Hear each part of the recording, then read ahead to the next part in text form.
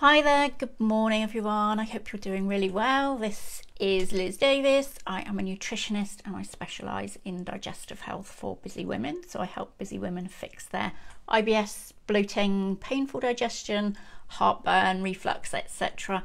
Any related hormone problems, chronic fatigue and so on, which can quite often be related, at least in part, to what's happening in your gut. So SIBO is a really big cause of so-called IBS problems. I think it's estimated that something like 80% of people who've been diagnosed with IBS actually have SIBO as the underlying cause. So SIBO is where the bacteria from your large intestine has for some reason crept up into your small intestine and is causing horrible symptoms. I'll go over those symptoms and signs in just a second. But it can be problematic to get rid of because the bacteria is set up home somewhere it shouldn't be. So it protects itself with biofilms and so on, and it can make it quite tricky to get rid of. The main issue with SIBO is trying to establish what's caused it in the first place, and then we can start to unravel things and unpick what's going on, and try to fix it properly and make sure it doesn't come back again. What can happen is, say for example, you are taking medications to lower your stomach acid, with stomach acid being your kind of first line of defense for your digestive system. So your stomach acid is going to stop, or should stop, any invaders getting through, any bacteria and so on that you don't want coming down into the intestines.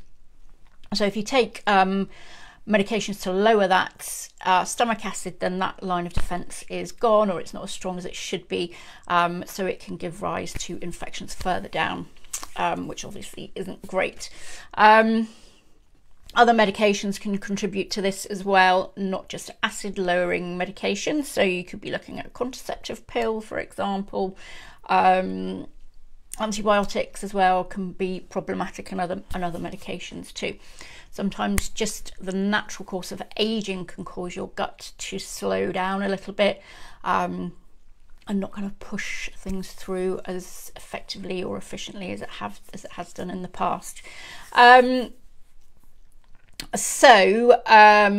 not just aging though that can cause this. Another common one that crops up is any kind of scar tissue from previous surgeries, or any kind of nerve damage from previous surgeries can cause the gut's motility to be impacted, as well as things like colitis, Crohn's, and so on, can all just kind of affect how well the gut motility is working. So if your gut motility isn't working very well, then your gut's just not squeezing the contents along efficiently, and that again can allow bacteria to creep back up into the small intestine where it should not be.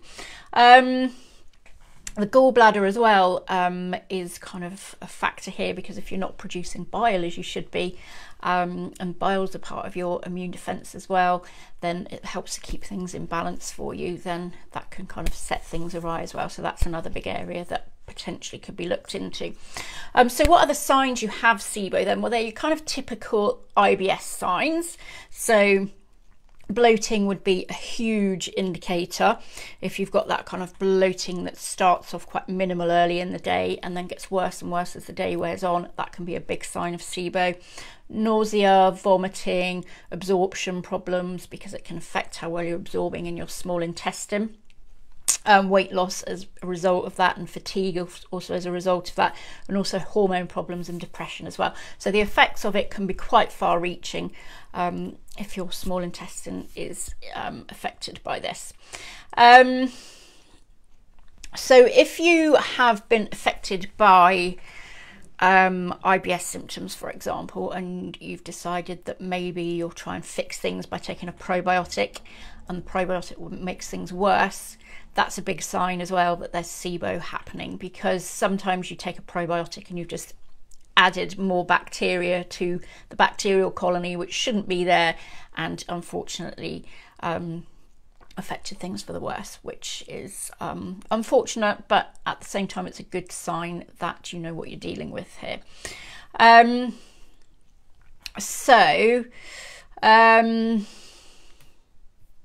Yes, so basically what I would do then, if you suspect SIBO, the best test to do is going to be a breath test. It's not perfect because the gut's always moving, so it can be quite hard to measure anything in there.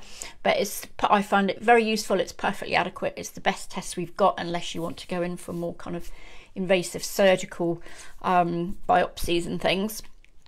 So the breath test will tell you, if there's bacteria producing gases in your small intestine, and then they measure the gases. So it's a simple, quite straightforward test.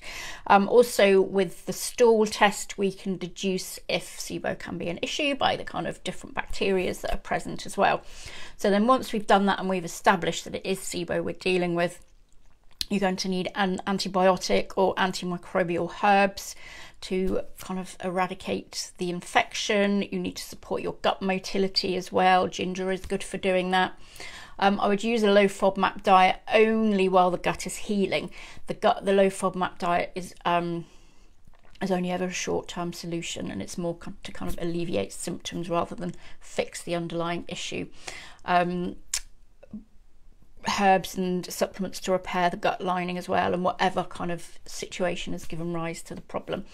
And certainly lifestyle upgrades such as managing stress, because stress again is a big driver of SIBO, unfortunately. Okay, so that's a quick rundown of SIBO, what we would do about it, how to test it, how to know if you've got it. If you did find that useful, do like and share. And if you would like more information about testing or the services I offer, then do just pop me a message, info, and I will get some information off to you. Okay, I'll see you next time. Bye.